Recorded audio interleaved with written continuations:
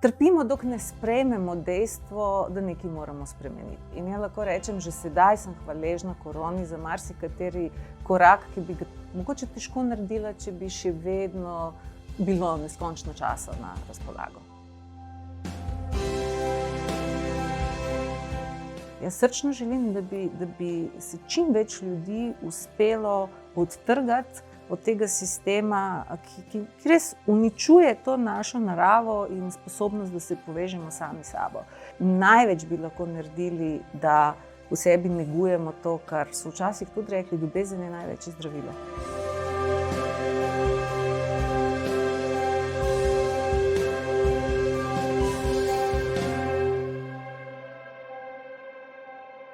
Dobrodošli v oddaji Sen so pogovori. Moje ime je Ana Vehovar in moje današnje gostje mi verjetno ni treba posebno predstavljati, saj verjamem, da jo že vsi poznate, pa vendar, Sanja Lončar. Sanja že od leta 2005 vodi največje slovensko nevladno gibanje, projekt Skupaj za zdravje človeka in narave, ki raziskuje številne naravne in znanstveno preverjene rešitve za težave, s katerimi se človek danes srečuje. V tem času je kot avtorica in soavtorica ustvarila že več kot 20 knjižnih uspešnic, med njimi je tudi knjiga Naravne rešitve za težave z virusi, ki je danes še kako aktualna. Njenih 6 knjig je bilo prevedenih tudi v nemški jezik, predava za strokovno in širšo javnost tako v Sloveniji kot v tujini. Skratka, Sanja je res živa zakladnica znanja in neustavljiva raziskovalka, ki nas vselej opominja, da prevzamemo odgovornost za zdravje v svoje roke. To zavedanje mislim, da je prav v teh časih ključnega pomena in o tem bomo danes tudi govorili. Sanja, lepo pozdravljeni. Lep pozdrav. Mogoče za začetek nam poveste, kako se počutite v teh, bomo rekli, malo bolj posebnih časih. Ja, posebno. En del seveda vsakega od nas začuti malo stiske in nekega straha pred novim pa pred neznanim. Drug del, tisti globlji del nas pa zelo dobro ve, da preprosto stvari grejo točno tam, ker morajo iti in da vsi po malem rabimo kakšno brco, da bi se premaknili iz cone komforta in ravno to smo zdaj dobili. Se je za vas kaj spremenilo v tem zadnjem letu, dveh, mogoče vaše tudi dojemanje zdravja, je to kako vplivala ta? V osnovi spremenilo se je samo to, da sem še veliko več svojega časa namenila dejanjem in zato me je veliko manj na spletu, na dogodkih, veliko več pa v naravi, v gozdu, na njivi in v kuhinji. Se pravi, bilo tudi kaj pozitivnega, ste hvaležni tej korona krizi? Ne moram reči, da je bilo tudi kaj pozitivnega, v osnovi, ko pogledam, je vse pozitivno. Paranoja, ki jo mi čutimo, je dejansko en tako izfabriciran strah, če smo sposobni iti onkraj tega, vse, kar ja vidim, da se dogaja, nosi v sebi veliko več pozitivnega kot, trpimo, dok ne sprejmemo dejstvo, da nekaj moramo spremeniti. Ta faza, ko se upiramo, ko nočemo, ko silimo, da bi stvari šle nazaj, na poznano, to je v osnovi tista faza, ki nam jemlje energijo. Ko mi sprejmemo, da je definitivno potrebno narediti en korak naprej in ne čakati, da nam nekdo drug skreira novo normalnost, ampak da smo dobili priložnost, da si jo skreiramo sami, potem se ogromno energije odpre. In jaz lahko rečem, že sedaj sem hvaležna koroni za marsikateri korak, ki bi ga mogoče težko naredila, če bi še vedno bilo neskončno časa na razpolago. Kako pa vidite neko splošno stanje v družbi danes? Se vam zdi, da smo zdaj v teh časih nekako odgovornost za zdravje dali v tuje roke, mogoče na drugi strani, ali se vedno bolj krepi zavedanje, da imamo največjo moč v sebi? Mogoče kako vidite ta dva pola? Ja, vidim tako, dogaja se eno in drugo. V osnovi tisto, kar ja čutim, eni ljudje grejo, ta situacija jih je spodbudila, da še bolj zavihajo rokave, da še bolj grejo nazaj k sebi, da še bolj ozaveščajo te svoje soustvarjalne moči. Drugi je pa zagrabila panika in grejo vse bolj dlje od sebe. Zaradi tega smo priča tudi vse večjim odklonom od tega, kar bi recimo človek rekel normalnega. Vse manj je pa tisti, ki lahko ostajajo med dvemi svetovi. Preprosto ta situacija zahteva, da več ne moreš biti nekje na sredini. Ne moreš biti mečkano, kot ti zaškriplje pri zdravniku, pa mečkano, pa bi po svoje. V osnovi ne moreš, ne vem, tarnati nad šolo, ki ti ni všeč, po drugi strani ne biti pripravljen, da prevzameš odgovornost za zdravje svojega otroka. Torej, nekako ta vmesna cona komforta res zgineva. Prisiljeni smo, da res zavihamo rokave in se odločimo, a gremo res k sebi, k naravi, k tistim, kar nekako vsi čutimo, da je tista naša osnovna vrednota, ali bomo vse svoje, kako bi rekli, pooblastila dali, da nas drugi urejajo, da nam izplačujejo nadomestila, da nas zdravijo in da nam pogojujejo življenje. Srednje poti mislim, da tle ni več. V osnovi smo mnogi pred križišči. Tisti, ki so se že odločili, oni samo pospešujejo svoj tempo. Težko je pa v tem trenutku tistim, ki še ne vedo, v katero smer bi šli. So morda prav zdaj pol neki prelomni trenutki, ko moramo premisliti o tem, kako dojemamo svoje zdravje, kaj vpliva na zdravje? Ja, moram vas malo korigirati. Trenutki, ko smo mi lahko še premišljevali, so že za nami. Torej, kdor zdaj šele začenja premišljevati, je v zelo, zelo negotovem položaju. Tisti, ki so že premislili in tisti, ki že nekaj časa v tej smeri delajo korake, ti trenutno res imajo veliko več možnosti, da najdejo take dobre rešitve. Zdaj, čas je prelomen, ampak ni prvič v zgodovini. Mislim, da vsake generaciji dano, da ima nekaj takih, ja temu rečem, izpitnih rokov. Ker, glejte, mene tudi ljudje sprašujejo, a lahko kaj zdaj pomagamo. Ti ne moreš pomagati študentu, ko je na izpitu, lahko mu pomagaš, ko se pripravlja na izpit. In situacija, v kateri se mi zdaj nahajamo, je čas, ko mentorji obmolknemo in ko ljudje morajo na izpitu pokazati, kaj so se do sedaj naučili. Ja čutim to situacijo tako. Tisti, ki so se že pripravljali, tisti, ki so domačo nalogo že naredili, zdaj z veseljem hodijo na ta izpit. Tisti, ki pa so mislili, da bo nekdo drug pisal ta izpit namesto njih, pa so trenutno zelo, zelo v stresu. Kaj pa mogoče za tele konkretno situacijo, ko nam je onemogočen nek normalen dostop do nakupovalnih centrov? Je mogoče to spodbuda, da končno začnemo podpirati lokalne kmetije, da končno začnemo razmišljati, kaj lahko sam narediš, kaj lahko sam nabereš, proizvedeš? Glejte, nobeno od teh omejitev sploh ne čutim kot relevantno. Tisto, kar bo relevantno, šele pride. Tiste resne izzive, ki nas čakajo, ljudje sploh ne vidijo. Mislim, to bomo stopili v shopping center ali ne, verjemite mi, še prej me tam niso prav pogosto videvali. Res pa je, da tisti ljudje, ki so se odločili za drugačno življenje, njihovi otroci se več ne igrajo v igralnicah shopping centrov, res se igrajo v gozdovih, igrajo se v naravi. Ljudje so odkrili, da štejejo res prijatelji, tisti, ki jih lahko objameš, ki jim lahko segaš v roko, ne pa Facebook všečki. In mi imamo na eni strani to vse večjo virtualizacijo življenja, po drugi strani pa vse več ljudi se odloča za stvarno življenje. Sedijo ob ognju in si pripovedujejo zgodbe, namesto da bi gledali recimo televizijske programe, ki ti le res pijejo kri in te futrajo z enim adrenalinom, da potem po noči ne moreš spati. Meni se večkrat v teh dneh zdi, kakor da zdrav človek ni zaželen več v tej družbi. Kako vi to občutite? Glejte, zdrav človek ni zaželen v bolni družbi. Zdrav človek je še kako zaželen v zdravi družbi. Tako da gre samo res za to, da se prihaja do enega razslojevanja, ki ni ekonomsko. Seveda, prihaja tudi do tega. Mi smo v grobem prehodu v neofeudalizem, temu rečemo, ker res je ena peščica, ki si je sama natiskala denar, ima namen dejansko pokupiti vse, kar je materialnega in kar vključuje tudi nas kot neki material. Ampak ni nujno, da se mi pustimo temu scenariju, torej tisti, ki se res odločimo, da želimo živeti svoje življenje kot ustvarjalci svojega življenja, potem kreiramo eno novo zdravo družbo.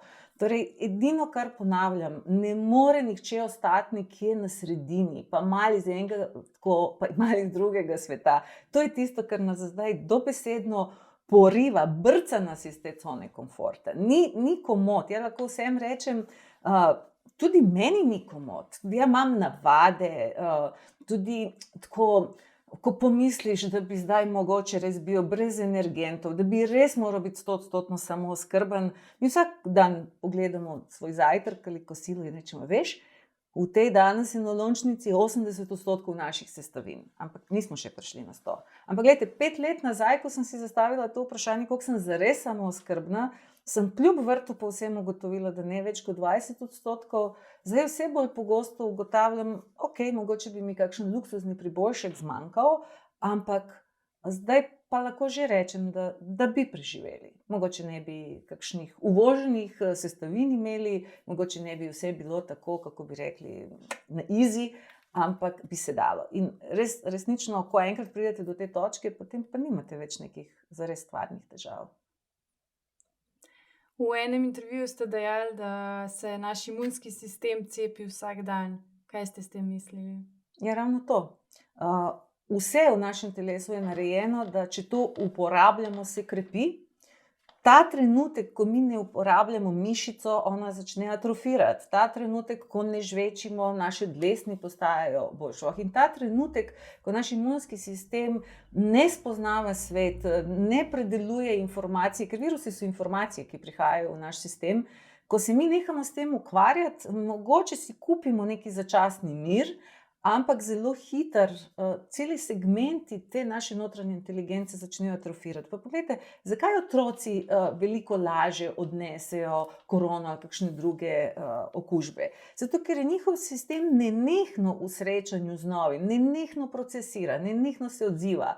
In ves propad, tako duhovni, čustveni ali fizični, se začne takrat, ko mi nismo več pretočni. Torej, vi me zdaj nekaj užalite in jaz zdaj to premlevam 6 dni, to v praksi pomeni, da 6 dni ta strup valjam po telesu. Duševno zdravje je, da si sposoben prebaviti vse, kar se ti čustvenega zgodi. Fizično zdravje je, da sem sposobna prebaviti vse, kar fizičnega pride v telo.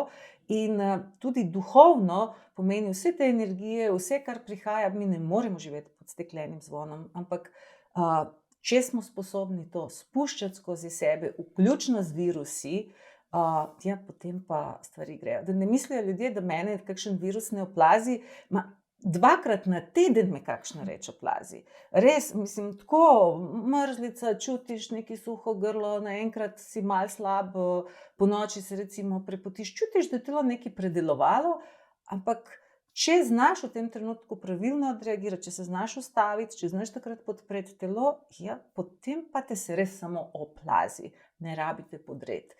In živeti zdravo življenje res ne pomeni, da ne pridemo v stik z virusi. To samo pomeni, da nenehno treniramo imunski sistem. Kaj pa naredi Sanja Lončar, ko se ne počuti najbolje, pa čuti, da bi mogoče zbolela lahko? Prva zadeva je, zelo hitro rečem vsem lahko noč in grem spat zelo zgodaj. Torej, ta čas, ko naše telo fila energijo, ko dobesedno zelo spodbudimo ta globoki spanec, regenerativno čiščenje telesa, je čas pred polnočjo. Zato je tudi Fogel rekel, vsaka ura spanja pred polnočjo dvojno šteje. Ni vseeno, a spiš svojih 8 ur za polnočjo ali prej. In ta regenerativni krepčilni spanec me večkrat rešijo.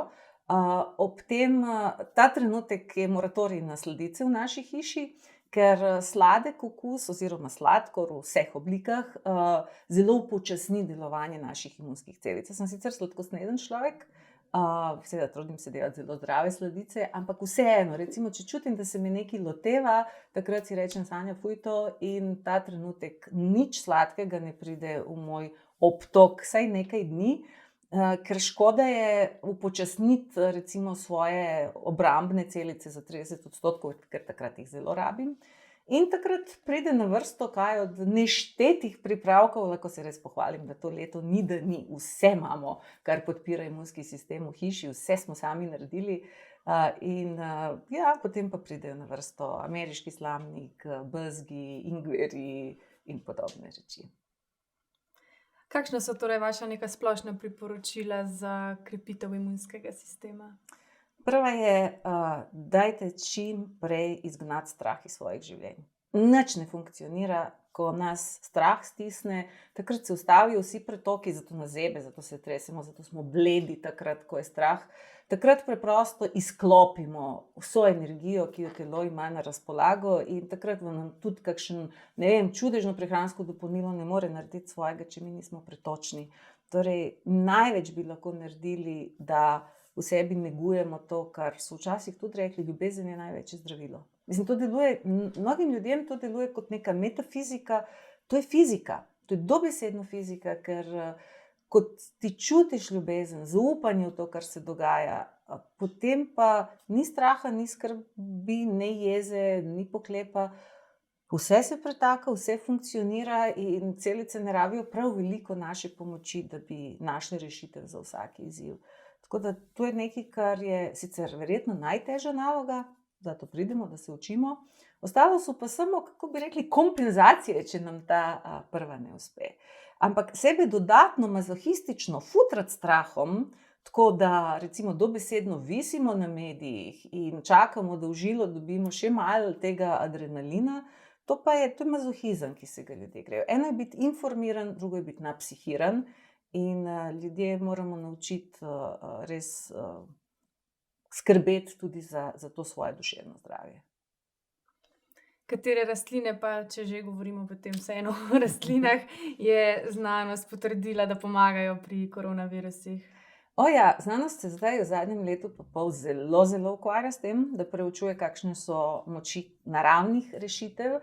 Seveda o tem ne slišimo veliko v glavnih informativnih oddajah, ampak jih je kar nekaj.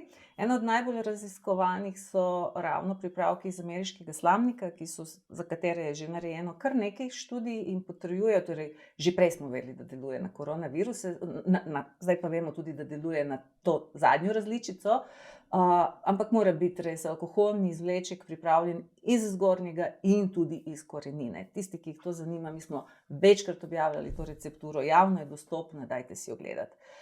Drugi naravni pripravki, ki zelo pomagajo, so kakovostni pripravki iz bezgovih jagod, potem ingver zelo visoko kotira. Jaz sem zelo vesela, da lovor ima tudi preverjene učinke, ker od samega začetka korone meni lovor zelo vleče, vse svoje maskice pa oblačila tako zelo odišavim z eteričnim oljem lovorja. Mislila sem, da je to samo zato, ker mi res dela več svetlobe v glavi, ampak zdaj veselo beremo študije in ugotavljamo, da zelo dobro zavira tudi koronavirus. Zdaj obstajajo tudi številne druge rastline, ki jih ljudje naši manj poznajo. Recimo sladka korenica čudovito deluje na koronaviruse. Mi jih imamo v teh oblikah tistih črnih pastil. Islandski lišaj je tudi zelo zaželen. Kitajci recimo navadno črnoglavko še uporabljajo. Je kar nekaj stvari še, ki bi jih, vseh smo pisali tudi v tej knjigi Naravne rešitve za težave z virusi, tako da kdor bo želel, se bo poglobil. To zares deluje. Zdaj lahko rečem, da poznam že več kot 100 ljudi, ki so s korono imeli opravka in z odliko naredili nalogo. In res smo v praksi preverili, da če se držimo določenih protokolov, ne rabimo nobenega čudežnega, novo odkritega, ne rabi nihče dobiti Nobelovo nagrado, da bo odkril rešitev za to aktualno težavo, ker te rešitve že obstajajo. Mogoče še kakšen način, kako okrepiti pljuča? Za pljuča je zelo pomembno, kaj vdihnemo. Zdaj, ko smo se vrnili nazaj v zaprte prostore, zdaj se res začnejo hudi časi za naša pljuča, ker tudi, ko je zrak od zunaj najbolj onesnažen, je še vedno boljši kot tisti v naših notranjih prostorih. Jaz sem vesela, da se danes pogovarjamo v enem tako zelenem ambientu. Tudi v moji pisarni je zelo zeleno. Torej, rastline so imele počitnice in so čez poletje bile odzunaj. Zdaj, kako počasi zapiram vrata, tako tudi rastline hodijo nazaj v sobo in tam, kjer delam, je džungla.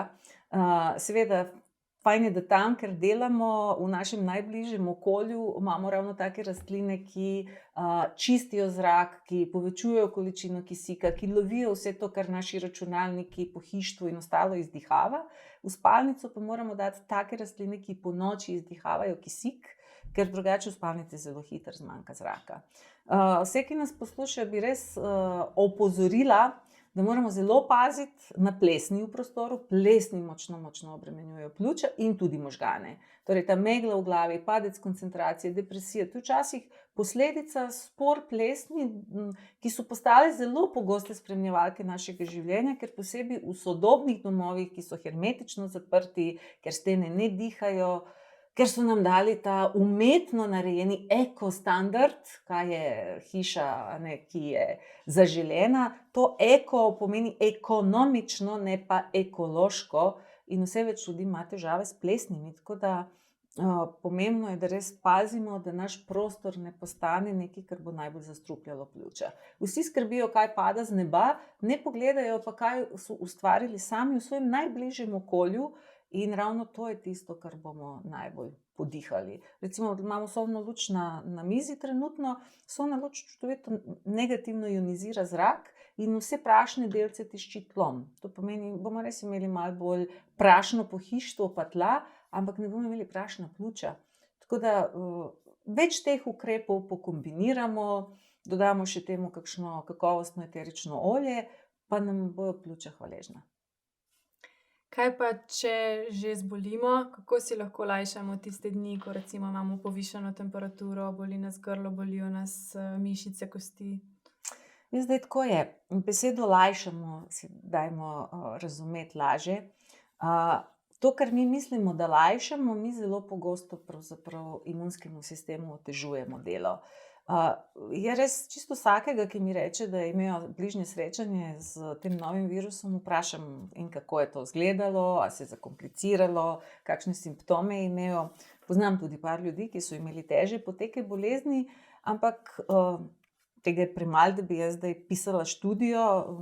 Vzemimo to malo z rezervo, ker do mene pridejo zgodbe, ki niso poprečne, ampak razne take izpovedi poslušam. Ampak lahko rečem že sedaj, da tam, kjer so ljudje zaupali svojemu telesu, kjer so bili pripravljeni se umiriti, uležati, prenesti tistih dan, 2, 3 vročine, prenesti to, da te kosti in mišice takrat bolijo, tam so zadeve šle gladko skozi, brez kakršnihkoli zapletov. Vsi zapleti, ki jih ja poznam, so prišli takrat, ko ljudje sabotirajo imunski sistem, pa se tega sploh ne zavedajo. Glejte, ko mi bolečino ne ustvarja bolezen. Bolečina pomeni, da se je naš imunski sistem podvizal, da naenkrat pošiljamo na fronto vse, kar imamo, da se izbori za naše zdravje, in mi to čutimo kot ta povečani promet, mi dejansko čutimo kot bolečino. Če mi to izklopimo s kakšnim sredstvom, ki je protibolečinsko, mi sporočamo imunskemu sistemu, ja, to je bil lažni preplah, pejte vi še naprej počivati, nič ni treba delati. Če ob tem, ker večina teh sredstev istočasno izklopijo tudi vročino, ja, potem pa mi naše glavno orožje, našo največjo inteligenco telesa, da podkuri virusom in jih dejansko s toploto onesposobi, ne glede na to, kje se v telesu nahajajo, mi to izklopimo. To je kot da ste na stežaj odprli vrata svojih celic in rekli, pridite, dragi virusi, razmnožujte se oziroma replicirajte se, smo hoteli s 5 zvezdicami. Glejte, to je neumnost, ki jo ljudje počnejo. In ker ta prva faza, ko se telo poskuša izboriti, traja 4 do 5 dni, ljudje mislijo, da ko je vročina minila in ko je bolečina minila po parih dneh jemanja takih pripravkov, da so oni zdaj zmagali. Ne, takrat se je telo utrudilo od naše neumnosti in je preprosto izklopilo te mehanizme in potem 7. dan dihalna stiska, kličemo v urgenco, padamo v nezavest in podobno. Zakaj? Zato, ker se sprožijo tisti drugi del, ko pridejo naši makrofagi, ki ugotovijo, da smo okupirani in ki začnejo dobesedno streljati po vseh okuženih celicah. Temu znanstveno rečemo, sproži se citokinska nevihta. Torej spet naš imunski sistem v želji, da očisti situacijo, začne pobijati celice, v katerih zazna navzočnost virusov. Ampak žal, takrat ubija tudi nešteto veliko naših celic in lahko začnejo propadati cela tkiva. Ampak to ni moč virusa, to je v osnovi naša neumnost, da ne znamo sodelovati z imunskim sistemom, da ne znamo prenesti to relativno kratko fazo nelagodja, da smo navajeni, da dobimo, veste, ljudje danes ne znajo, otrok ne zna prenesti 5 minut, da mora počakati na nekaj. In zdaj, kako razložiti človeku, da en dan neke bolečine v mišicah pa res ne predstavlja življenjskega trpljenja. Navajeni smo res na toliko velik instant rešitev, da zdaj to drago plačujemo. To ni moč virusa, to je nemoč človeka, da razume, kako smo ustvarjeni sploh. Se pravi, pravite, da v tej COVID zgodbi je glavni igralec naš imunski sistem, ne pa virus. V vseh zgodbah z boleznimi, kako jih imenujemo, tudi Pasteur, tudi tisti, ki so bili kot največje avtoritete za mikrobe, so priznali, ja, virus je seme, mi smo pa tla.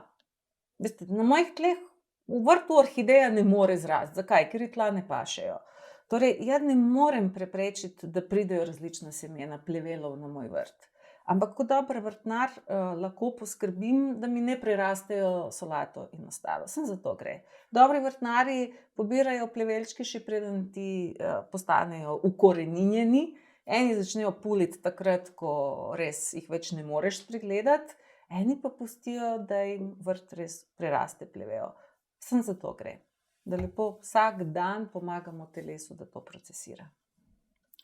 Kako je pa s prehranskimi dodatki? Kaj bi po vašem mnenju bilo dobro dodajati v obliki dopolnil? Je to mogoče zdaj, ko smo pred zimo, vitamin D? Absolutno, vitamin D je ena izmed znanstveno večkratno potrjenih snovi, ki nam je lahko v veliko pomoč. Celo v novih smernicah, ki so jih slovenski strokovnjaki napisani in so objavljene na straneh Slovenske zbornice, najdemo to, samo tako globoko je treba iskati, ker objavljajo tudi povzetke vseh mednarodnih raziskav, teh ni malo. Posebej zdaj, ko se je začela korona in ko na začetku ni bilo poznanih nekih drugih rešitev, so v tistih deželah, ker je tradicionalna medicina nekako veliko bolj prisotna, takoj začeli testirati ravno prehranska dopolnila. Kitajci so veliko tega uspeli urediti z vitaminom C, ampak potem se je izkazalo, da v osnovi se nekako vse vrti okrog vitamina D. Iran, Nemčija, Nizozemska, Španija so celo ljudem, ki so bili na intenzivni negi, samo dodali toliko vitamina D, da so prišli na normalo, pa se je umrljivost ob intenzivnih posegih zmanjšala za polovico. Potem pa so ugotovili, da med tistimi, ki končajo v bolnici, skoraj ne najdemo človeka, ki ima normalno raven vitamina D. Torej, ugotovili so tudi to, da če samo zagotovimo normalno raven vitamina D, imamo 15-krat manjšo možnost, da bi se za nas COVID fatalno končal. Veste, jaz ne verjamem, da obstaja na tem planetu eno cepivo ali eno registrirano zdravilo, ki v tako velikem, 15-kratno, ne 15%, 15-krat govorimo, to je. Nam bi morali vsak dan, ko se začnejo poročila, bi morali povedati: dober večer, dragi gledalci, a ste danes že zaužili dovolj sonca, a ste že zaužili dovolj vitamina D, potem pa ne bi gledali vseh teh statistik, s katerimi nam perejo možgane zdaj že 2 leti. To je vitamin D. Zagotovo še vitamin C, cink, magnezij, omega 3, to so rezervni deli, s katerimi naši notranji serviserji lahko popravijo, poštukajo, to je tista muca copatrca, ki po noči vse, kar smo mi čez dan malo obrabili, ponovno spravi v red. In zahtevati, da naše telo deluje, mi pa ne zagotovimo niti osnovnih potrebnih surovin, je malo utopično. Tako da, če smo neki menedžerji za nabavo, potem pa res poskrbimo, da telo dobi vsaj te glavne pomembne sestavine. Tle ne moremo nič narobe narediti, seveda pod pogojem, da posegamo po kakovostnih, naravnih oblikah in da jih znamo tudi uporabiti. Kaj pa probiotiki?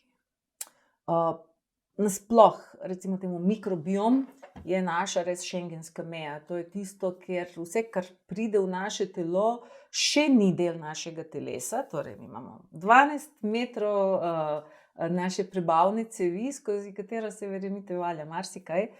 Ni hudo, da se valja, vprašanje je samo, ali bo šlo noter. In ta mikrobiom, to je naša policija, to je naša carina, to je tisto, kar pregleduje vsakega, ki se proba vtihotapiti čez. Zato je zelo modro, da mi tam imamo okrepitve. Torej, probiotiki so sestavni del strategije, kako to okrepiti, ampak niso edini ukrep. Torej, rabimo mi tudi recimo preprečiti razmnoževanje patogenih, to pa delamo recimo z desnosučnimi mlečnimi kislinami. Torej, fermenti, čim več fermentirane hrane, zelnica, repnica, fermentirani probiotiki in podobno. Potem pa seveda moramo tudi nahraniti te naše prijatelje, oni pa imajo zelo radi vlaknine, tako da več vlaknin, oreščki, jedrca, lanena semena, trpotec in podobno. To je lepa nega naših probiotičnih prijateljev. Če te tri ukrepe izvajamo, potem pa bomo imeli res mir v črevesju in mir v glavi tudi. Zdaj, vsak človek je drugačen, zato neke univerzalne nasvete je verjetno tudi težko dajati. Pomembno je tudi, da se naučimo poslušati svoje telo. Pa me zanima, kako ste se vi naučili bolj poslušati svoje telo, ker zdaj včasih nam zapaše tudi čokolada z veliko sladkorja, pa to še ne pomeni, da nam to sporoča telo, ne? Telo marsikaj sporoča, oziroma v telesu se oglašajo mnogi. Največja umetnost je, da mi ugotovimo, kdo se oglaša. Veste, tudi Kandida se oglaša, Kandida bi ubila za sladko, ampak res je treba vedeti, a se oglaša res zavest, a se oglaša navada, a se oglaša frustracija, a se oglaša kakšna bolezen. Ko meni ljudje rečejo, ja, duša tudi mora jesti, zato grem na kremšnito. Duša sploh ne rabi kremšnite, razum rabi kremšnito, zato ker nisi hotel, ne vem, direktorju ali šefu ali partnerju reči to, kar mu gre, pa zdaj si greš to lažiti s kremšnito. To je stvar razuma, to nima veze z dušo. Tako da mi včasih zlorabljamo to dušo, da upravičimo kakšne svoje slabe navade ali stvari, ki jih v življenju nočemo razčistiti. Tako da dajmo pogledati, kdo se oglaša, potem pa se odločite. Ni nič hudega, včasih tudi pocrkljamo tudi kakšne, recimo temu, še nedozorele dele sebe. Življenje ne zahteva, da smo popolni. Jaz sem daleč od tega, da bi bila popolna. Ampak moramo prevzeti odgovornost za to. Moramo se res zmeniti s sabo, koliko telo nujno potrebuje. Moramo tudi razumeti, ko nam telo reče, glej, zdaj pa gre za res, ne si hecati. In takrat se res ne hecam. Takrat ga podpiram. Ampak trajalo je kar lep čas, da smo se slišali. Zdaj, v teh časih je tudi veliko tesnobe, anksioznosti, nemira. A si lahko kako na naraven način tudi pomagamo, so v naravi kakšna naravna pomirjevala? Glejte, narava je najboljše pomirjevalo, že sama po sebi. Torej, ljudje, ki so že obrnili svoj pogled v to smer, ki začnejo dan s tem, da grejo sprehoditi sebe ali psa skozi gozd, ki se zjutraj dotaknejo trave, ki grejo nekaj pogledat. Narava je ena taka mogočna energija, da tudi če nočeš, deluje nate. Jaz sem neštetokrat prišla domov in rekla, sem z nobeno rabo, grem sem v posteljo. Potem me pas pogleda tako, a res? Pa rečem, ok, dobro, dam ti 10 minut, gremo ven, da ti narediš, kaj imaš za narediti. Veste, v 10 minutah sem njemu hvaležna, da me pelje na sprehod, ker enkrat nisem utrujena, nič me ne boli. Vsako stvar, ki jo pogledaš, rečeš, wow, poglej tole, poglej žarek, poglej kapljico rose, poglej, zacvetelo to pa to. In vse to, s čim nas narava boža, vsa ta energija, s katero nas fila, ta ozemnitev, ki jo doživimo, tudi zdaj, ko je toliko elektromagnetnega smoga, ko nam že ozračje res ko nabijajo z eno energijo, ki je za človeka zelo obremenilna, ni druge rešitve, kot da mi poleti lahko tudi stopala, po zimi pa saj prste malo damo v stik z naravo in to zelo deluje. Tako da ljudje, ki so ta vir, to rezervno baterijo že odkrili, ne rabimo antidepresiva. Če raje bom objela drevo, presadila par rastlinic, čutiš nekako ti res nasmešek ponovno pride in kar je zelo pomembno, stik z naravo, kako ti vidiš to popolnost, kako ti vidiš, kako to vse deluje, iz dneva v dan bolj zaupamo, da je res vse na svojem mestu, da je res vse v redu. Da to, kar se zdaj dogaja, verjemite mi, to je malo prahu, nič drugega. Tisto, kar je bistveno, kar je mogočno, je veliko večje od teh naših trenutnih težav. In kdor je to odkrijo, je najdel svojo točko, kjer najde to notranjo energijo in mir.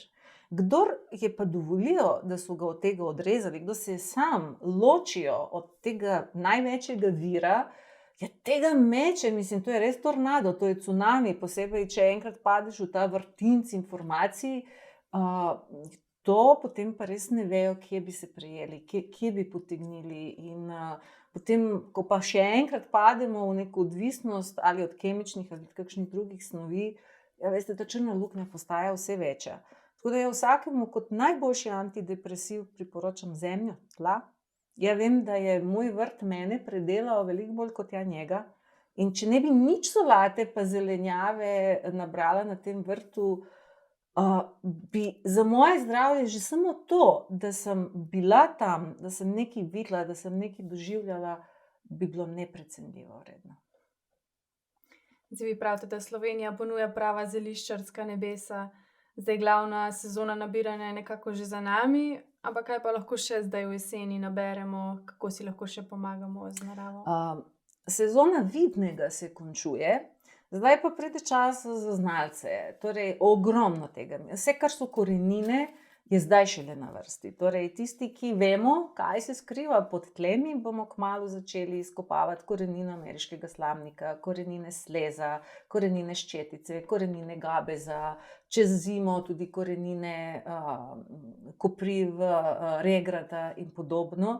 Torej, v osnovi, ko bi gledali količinsko, zdaj pride večja količina tega, kar bomo izkopavali, ampak res je, da ko vse to zgine s površja, moramo točno vedeti, kam gremo, kaj počnemo in kaj bomo potem s tem počeli. Tako da daleč od tega, sezona se še ni končala, zdaj je veliko finale.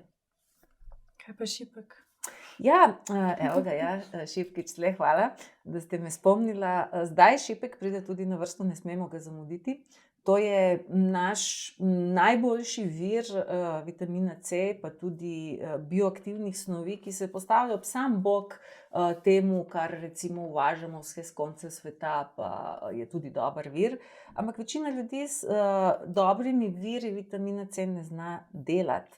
Torej, vitamin C in vsi ti zelo mogočni antioksidanti zahtevajo, da mi to znamo zaužiti v čim bolj nepredelani, termično nepregreti obliki. Torej, tudi če imamo šipkov čaj, ga nikakor ne delamo kot poparke, to namočimo čez noč, naslednje jutro samo pogrejemo do mlačnega, pa spijemo. Mi zelo veliko šipkov posušimo, oziroma nekaj sušimo, nekaj samo na pol posušimo, potem dajemo v med. Tudi ti recepti so prav v tej knjigi na težave z virusi, ker če znate vitamin C prepoznati v recimo šipku, v kapucinkah, vsem tem, kar je zdaj na razpolago, to je ena od stvari, ki jo res ni treba kupovati. Vsaj v Sloveniji nam je dana, gazimo dobesedno po njej in če bi vedeli, kje se to skriva, vse bi vsi bili zelo, zelo dobro založeni tudi tekom zime. Tako da še marsikaj pride na vrsto. Se vi pri nabiranju ravnate po setvenem koledarju in kaj se zgodi, če ne nabiramo na dan za cvet? Zdaj tako je, načeloma je setveni koledar v veliko pomoč, da sploh ozavestimo, da rastlina ni vsak dan enaka, da v njej se snovi spreminjajo, dobesedno iz ure v uro.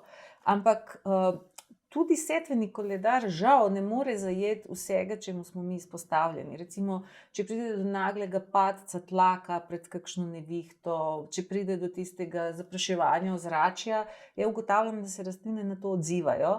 Tako da paralelno s tem, da beremo setveni koledar, je zelo dobro, da znamo brati direktno naravo. Glejte, mogoče jutri ne bo setvenega koledarja. Tako da lahko se izurimo v tem, da sami prepoznamo, kdaj rastlina ima v sebi dovolj eteričnega olja. To pomeni, da je takrat v njej dovolj svetlobe. Torej, če se ja tako naštelam, danes je dan za cvet, gremo mi to nabrati, vedno prvo probam in rečem, to danes ni maksimum, ki ga lahko moj šetraj da od sebe, ne bomo ga še nabrali. In bolj verjamem svojemu nosu kot teoretično koledarju. Torej, vedno probam tisto, kar koledar pravi, da je idealna konstelacija, ampak tudi, da bi to lahko razvijali, morate res, ne rečem vsak dan, ampak zelo pogosto povohati ta šetraj. In tako potem se vam že v glavi izriše, kako izgleda, ko ne diši, kako izgleda, ko malo diši, kako izgleda, danes pa res diši. No, ta trenutek, če ga porežem, bo najboljši. Tudi lahko opazujemo, tudi intenzivnost čebelic ni enaka vsak dan. Opazujemo tudi, koliko je recimo vlage, ker eterična olja rabijo neki čas, nekaj suhosti rabijo, da se razvijajo. Tako da, ko postanemo na to malo bolj občutljivi, razvijemo neki senzibilitet, ki so naše babice že vedele. Naše babice so govorili, danes je dan za to. Niso nič gledale setvenega koledarja. Vedele so, kdaj je treba kruh mesiti, vedele so, kdaj je treba, ne vem, peteline in kurovskap dati, samo z opazovanjem. In ja upam, da bomo ta svoj talent razvili nazaj, preden nekdo ugasne luč, pa ostanemo vsi v temi. Glejte, izhajam res iz tega, če že imamo setveni koledar, fajn, ampak jutri ga ne bo. Kaj pa takrat? Dajmo čim prej razviti te svoje notranje senzore. Imamo jih, vsi jih imamo. Mi smo res prišli že opremljeni 2.0, ne rabimo dodatnega čipa, da bi človek postal nekaj več, kot je trenutno, ampak rabimo malo to razvijati. Zimski čas, ki je pred nami, ga velikokrat povezujemo s cimetom, z ingverjem, s kardamomom. Mogoče kakšen nasvet, kako najbolje uporabiti te začimbe? Ja, to so res zimske začimbe, ki zelo, zelo polepšajo, olajšajo življenje, nas tudi zelo lepo notranje ogrejejo. Jaz priporočam, recimo, mogoče ljudje se ne zavedajo, cimet je počasna začimba. To je podskorja drevesa in to, da mi cimet direktno dodamo, eni dodajo v čaj, drugi v kavo, eni v med. Cimet rabi čas. Tako kot vanilija, denimo. Več časa mu pustite, več bo dal od sebe, ker on se mora zbuditi. To je počasna, suha snov. Tako da, če ga že dajete v med, dajte ga vnaprej za mesec dni. Veliko ga dajte v en cel kozarc medu, pa potem to uporabljajte. Ali v kakšno maščobo, da ima časa to izlužiti. Če dajemo v kakšno hrano, je tudi dobro, da to nekaj časa postoji. Ja delam koncentrate. To pomeni, takrat, ko imam čas, potem zelo veliko cimeta zakuham in potem imam tako flaško koncentrata, ki ga potem lahko eno žličko daš v kompot ali v čaj ali v kakršenkoli napitek in bo od sebe dal bistveno, bistveno več, kot če ga takoj uporabljam. To že vidite, vam plava po vrhu, on je suh, nič se ni prepojil. Pri kardamomu je zelo dobro delati s celimi stroki, s celimi zrni, ker tle smo res deležni neprimerno več teh snovi. Pri ingverju pa se moramo odločiti, kaj želimo od ingverja. Torej, načeloma suh nas bo bolj pogrel, bolj pognal periferno cirkulacijo. Svež pa se je recimo zelo dobro izkazal pri tistih respiratornih virusih, posebej recimo so nevarni za otroke in tle bi se z uporabo svežega ingverja dalo veliko pomagati. Vedeti moramo, da ingver, ko ga naribamo, lahko ga naribamo skupaj s temi vlakninami, ampak toplota pomaga, da ga aktiviramo. Torej, njega je boljše uporabljati v toplih oblikah, poparek s toplo vodo. Tudi pustimo nekaj časa stati in potem kot koncentrat lahko uporabljamo za različne stvari. Tudi za vso zimsko, jaz recimo zdaj, ko delam korenčkova juha, bučna juha, sladki krompir, to vse ima malo presežka sladkorja, malo prehitro dviga naš sladkor in ingver je tle čudovit, kako bi rekli, dirigent, ki uravna to, ki spravi tudi naš metabolizem sladkorja v red. Kako pomembno je pa, da so te začimbe ekološke? Ja, hvala, da ste me spomnila. Vse, kar ja razlagam, vse, o čem pišem, vse te zdravilne moči veljajo izključno za rastline, ki niso bile deležne gnojenja, fungicidov in vsega ostalega. Ker gledajte, ta trenutek, ko nekdo naredi takšen napumpan, nabilden ingver, to pomeni, da je nanj padlo malo preveč NPK-ja in ta trenutek, ko rastlina ima presežek dušika, kar jo spodbuja k hitrejši rasti, v njej proizvodnja antioksidantov pade na minimum. Torej, tudi doma, ne glede, a gnojite s koprivami ali z nečim, če naša rastlina poraste nadstandardno, je to slaba rastlina, ker ni razvila ravno vitamina C pa antioksidantov. Torej, govorimo, ja, če hočete res eterična olja, antioksidante, zdravilne učinkovine, nujno govorimo o ekoloških značilnicah. Najlepše bi bilo divje rastlih, saj tisto. Ja, recimo grem nabrat kumino na 1600 metrov, to je z mikroskopom iščeš, res je taka, ampak eno to mečkano zrno v sebi ima več moči kot 10 zrn, ki jih lahko kupim. Tako da. A Sanja Lončar peče kruh doma mogoče? A se ne vidi. Ja, korona me bo ugonobila samo z tega stališča, da sem začela peči domače kruhe, kar pomeni, prej smo zelo malo kruha pojedli, zdaj pa delamo preveč dobre kruhe, tako da smo za nekaj časa ustavili peko čez poletje, da malo pridemo k sebi, ampak evo, zdaj smo ponovno prižgali kmečko peč je idealna za vzhajati kruhe in mislim, da bomo ponovno začeli in res ne vem, kako naj združim to, da recimo delamo čudovit zdrav kruh, pa da se mu upremo. Enkrat ste dejali tudi, da nam današnji življenjski slog onemogoča, da bi širili svojo zavest. Kaj ste s tem mislili? Ne vem, če sem rekla, da ga onemogoča, ampak oteži ga pa zagotovo. Torej, ko te nekdo že spravi v mašino, da moraš ob določeni uri iti v službo, ob določeni uri biti, ne vem, v polni moči, da otrok mora ob določeni uri na kahlico, pa ob določeni uri, ne vem, v posteljico, to popolnoma zlomi naš posluh zase. Glejte, jaz še naše kure gledam. One imajo tako siesta, torej imajo fazo, ko so aktivne, potem pa misliš, da so bolne, vse nekaj ležijo. Ne, niso bolne, kot da bi jih izklopijo, počivajo. Mi takrat pa, ko pride tisti trenutek, ko smo brez energije, razmišljamo samo o kavi ali nekem poživilu, a ne se povzamejo 15 minut počitka, potem pa akcija. Torej, ja, ko gledam živali, šele vidim, kako živali v enih valovih funkcionirajo čez dan. Akcija, počitek, akcija, počitek. Mi pa hočemo akcija, pa tam nekje do 10 zvečer, to je totalno posilstvo telesa. In da bi sploh imeli možnost poslušati svoje telo, moramo res spremeniti toliko veliko stvari, da se mnogim ljudem to čini misija nemogoče. Sicer, če ne prej ugotovijo, da se da, ko ležijo nekje na onkologiji ali kje drugje, jaz srčno želim, da bi se čim več ljudi uspelo odtrgati od tega sistema, ki res uničuje to našo naravo in sposobnost, da se povežemo sami s sabo. Po svoje recimo korona s tem delom od doma in z ozaveščenostjo, koliko veliko se da narediti brez enega balasta, ki je prej bil v marsikateri službi, je prinesla mnogim ljudem ravno to priložnost, da se malo bolj uskladijo sami s sabo. Tako da jaz sem se digitalizaciji tudi strašno upirala, ko se je ta stvar začela. Zdaj pa ugotavljam, da če mi uporabljamo njo, ne pa ona nas, je lahko tudi v tem marsikaj koristnega.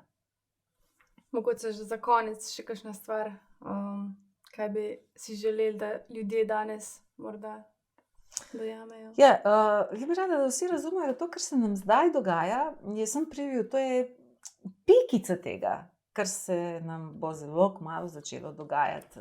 In neustavljivo se časi bodo spremenili in neustavljivo, ta čas, dok smo še še malo časa je na razpolago, je res treba izkoristiti, da sebe čim bolj spoznamo, da sebe čim bolj opolnomočimo, da razvijemo svojo samooskrbo ne le s hrano, ampak še z ostalim, kar je nujno potrebno za preživetje. Kaj pomaga, da imaš svojo solato, če boš po vsaki malenkosti zaužil recimo kakšen napačen pripravek ali zdravilo? Kaj pomaga, da vse to imaš, če nimaš ljudi, s katerimi lahko nekaj skupaj narediš? Tako da vsa področja, socialnost, energija, transporti, to vse zahteva, da res pogledamo, kje smo šibki in izkoristimo čas, ki je na razpolago, da naredimo to svoje prihodnje življenje bolj znosnim. Ko ja poslušam svetovne eksperte za finance, res s finančnim sistemom se marsikaj dogaja, pa ko jih vprašajo, kaj zdaj je varna naložba, zanimivo, največji ameriški strokovnjaki mi bojo rekli, največja naložba je naložba v ljudi. Mreža ljudi je tisto, kar bo omogočilo naše preživetje. Ne pa naložen denar, pa zlate palce, pa kripto, pa ne vem kaj še. Tako da vsakemu priporočam, da čim prej investira svoj čas v stvari, ki ga bojo živele in ki bojo ustvarjale takšen svet, ki ga želimo živeti. Nehajmo se ukvarjati s tistim, kaj nočemo, to samo hrani tisto, kar nočemo, dejansko nimamo časa za to, da bi se ukvarjali. Preprosto mi moramo vso svojo energijo usmeriti v to, da gradimo to, kar hočemo. Najlepša hvala, Sanja, za vaše dragocene modrosti. Gledalci, za več nasvetov spremljajte zazdravje.net in ne pozabite, da so zakonitosti v naravi preproste. V to, v kar vlagamo energijo, to krepimo. Če le mogoče, ne krepite strahu, raje krepite svojo moč, svoje telo, svoj imunski sistem, svoje znanje, predvsem pa svoje zavedanje in duha. Hvala.